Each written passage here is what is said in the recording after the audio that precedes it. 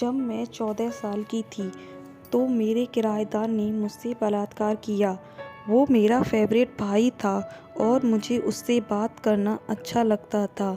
मेरी माँ ने मुझे कई बार इसके लिए सचेत किया, लेकिन मुझे लगता था कि वो ऐसे ही बोल रही हैं। मैं जानती हूँ कि मुझे उनकी बात सुननी चाहिए थी। अक्टूबर सन 2015 का महीना था।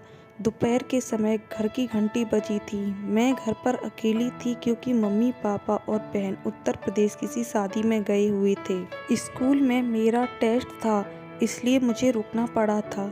इसके अलावा घर बंद करके ऐसे छोड़ना हमारे इलाके में ठीक भी नहीं था। मुझे आज भी अच्छे से याद है कि वो किस तरह से दरवाजे पर खड़ा होकर मुस्कुरा रहा था। उसने मुझे एक कप चाय बनाने को बोला। जब मैं किचन में जाने लगी तो उसने तुरंत दरवाज़ा लॉक किया। उसके बाद उसने मेरा हाथ पकड़ लिया और कहा, मैं अब ज़्यादा इंतज़ार नहीं कर सकता, मैं तुमसे प्यार करता हूँ। उसने कहा, मैं तुमसे शादी करना चाहता हूँ। मैं पूरी तरह सन्न हो गई थी। मुझे याद है कि मैं तो उसे बड़ा भाई समझती थी, लेकिन मैं कुछ कहती उससे पहले ही उसने मुझे कसकर पकड़ लिया। मैं उससे छोड़ने की भीख मांग रही थी, लेकिन उसने एक न मानी और मेरा रेप कर दिया। मैंने उसे कभी ऐसे नहीं देखा था। उस समय लगा कि उसके अंदर कोई और आ गया है।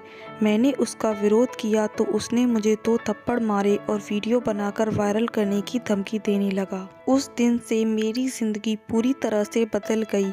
मैं बहुत ही चंचल लड़की थी, लेकिन इस घटना के बाद मैं पूरी तरह से शांत हो गई।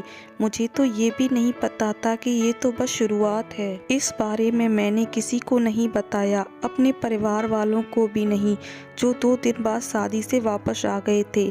मैं हर तरह से इस बात को छुपाने की कोशिश कर रही थी, लेकिन वे मेरे व्यवहार में बदलाव देख रहे थे। जल्द ही मैंने स्कूल जाना बंद कर दिया। मेरी तबीयत ठीक नहीं रहती थी। मेरे पेट में हमेशा दर्द होता था, लेकिन मैंने कभी नहीं सोचा था कि मेरे पेट में बच्चा पल रहा है। जून सन 2016 की एक रात को लगभग रात के 2 बजे मेरे पेट में बहुत दर्द शुरू हो गया और मैं उठकर बैठ गई।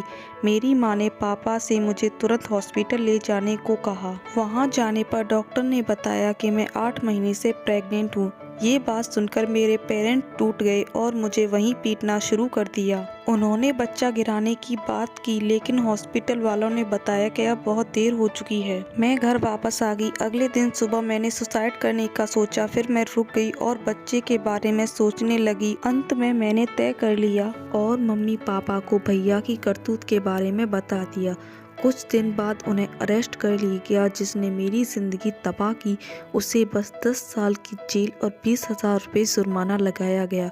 अभी मुश्किलें कम नहीं हुई थी कि माँ बाप ने मुझे अपनी बहन से दूर रहने को कह दिया।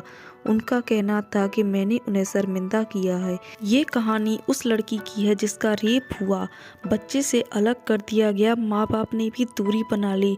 इसके बाद यह लड़की एक गैर सरकारी संगठन के साथ काम करती है। यह कभी दोबारा स्कूल नहीं जा पाई। उसके बच्चे को एक परिवार ने अपना लिया था। दोस्तों, आपको कहानी कैसी लगी कमेंट करके ज़रूर बताएं और वीडियो को लाइक करें और हमारे चैनल को सब्सक्राइब भी करें। धन्यवाद।